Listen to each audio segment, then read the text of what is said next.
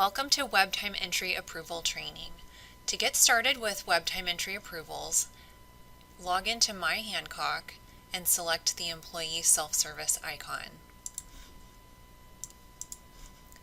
Once in Self-Service, you're going to select the Timesheet option under My Activities.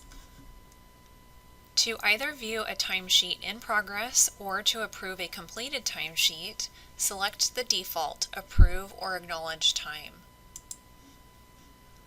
All of the departments for which you have supervisor approval for web time entry will be listed under the department and description on the left.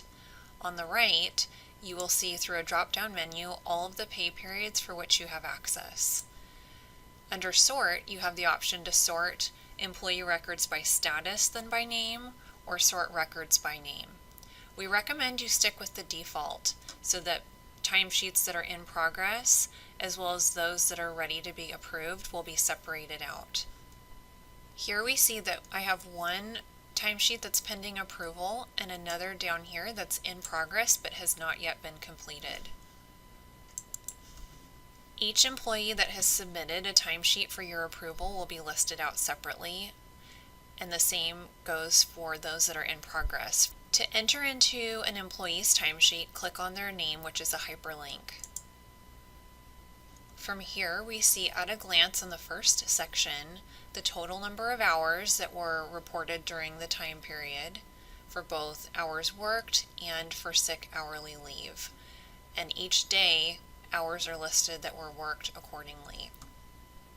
In the next section, we see the actual times that the employee worked each day.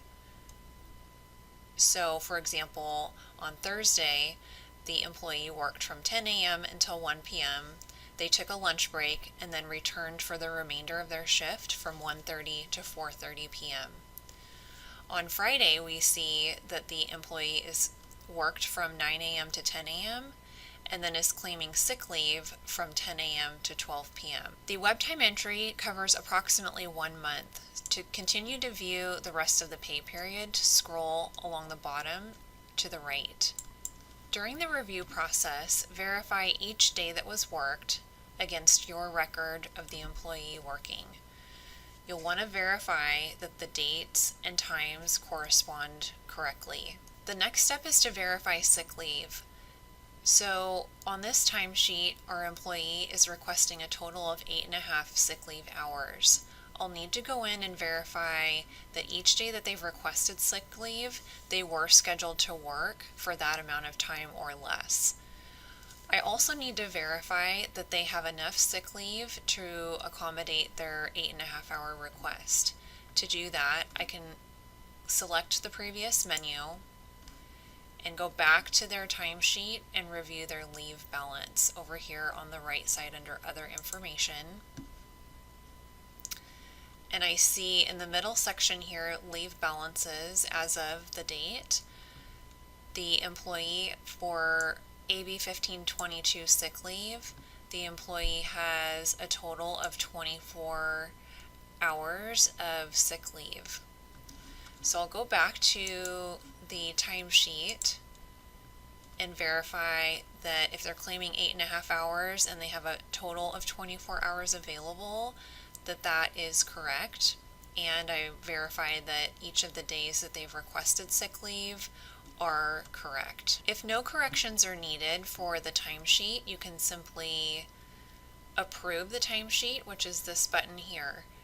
If you do want to see some corrections or adjustments made, you're going to select Add Comment and type in the instructions in the comment box. As you'll see here, I have demonstrated 2 different comments that were placed on this timesheet.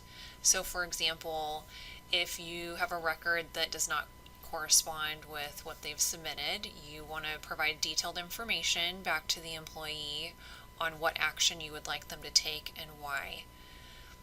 Sometimes you might find that it's better to have an in-person conversation with the employee to sort through the discrepancies on the timesheet, especially if you're right up at the deadline where the timesheet needs to be submitted for approval within the approval time frame.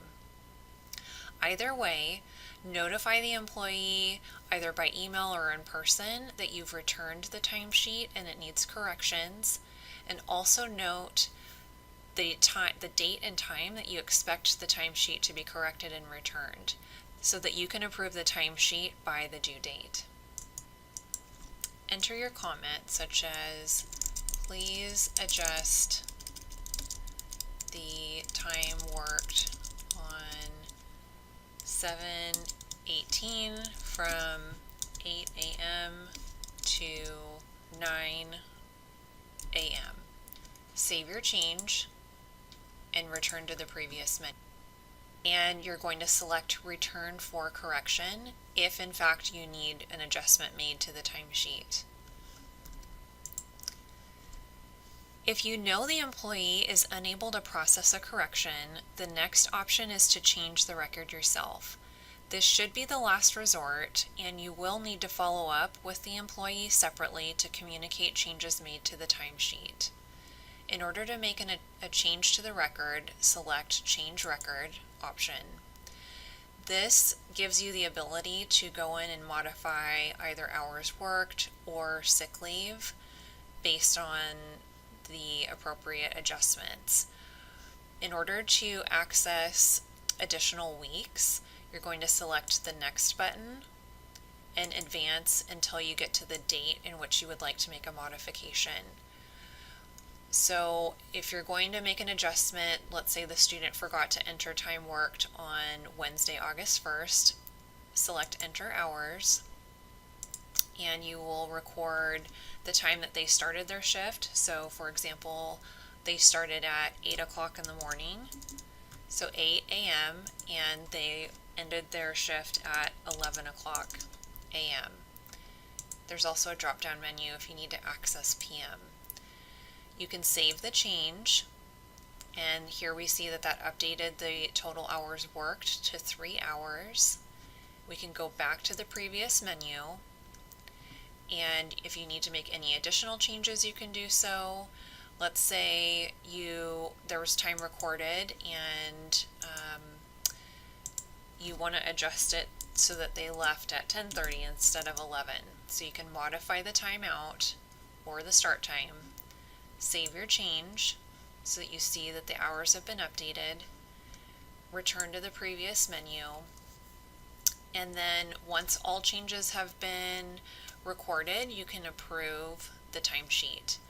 Again, this should be the last resort option. We want you to make contact with the employee and have a conversation regarding what changes need to be made to the timesheet if the employee is available within the time frame in which the timesheet must be approved and submitted to payroll. To return back to the main menu, select Previous Menu. And this brings us back to the timesheet. We'll select Previous Menu again, and if you were interested in viewing a timesheet that was in progress but not yet submitted, so you're going to locate the In Progress section of your dashboard. Click on the employee's name, and here you can see at a glance hours that have been recorded up to this point. So you may find this helpful if you're interested in tracking to make sure that an employee doesn't exceed a certain amount of hours in a given week or over the period of the time period. To return to the previous menu, select Previous Menu button. And if you would like to return to the main menu, select Employee and Timesheet. We'll go back in to approve or acknowledge time. So one other feature as a supervisor you might be interested in is to view prior pay periods. So maybe an employee had a question or you wanted to revisit time that you had already approved. You can select the time frame and come in to see the status of all of your employees during that time frame. So I can see here this one was completed, and it's in approved status. So I can go back in and review all of the time that employee worked for this time. As I return to the main menu, I can change my selection. It's also important to note, we'll go back in here, for example, that for every job that an employee has, they will have a separate timesheet. So it is possible that you might have a single employee working for you that have more than one timesheet. So for example, an employee, a student worker, might have a timesheet for federal work study, and if they're also getting paid through your department budget, then that would be a separate job. You're going to need to meet with your employee at the beginning of the pay period or the hiring period to discuss the overall funding and corresponding timesheets so that they're using the correct timesheet to enter their time. Payroll will communicate each term the payroll due dates, both for the employee and for the supervisor to complete the web time entry. It's important that you note the due dates as the approver, and also to keep in mind may be more than one supervisor associated with approving any given timesheet. So for example, there may be a supervisor of daily work, and there may be the authorized supervisor.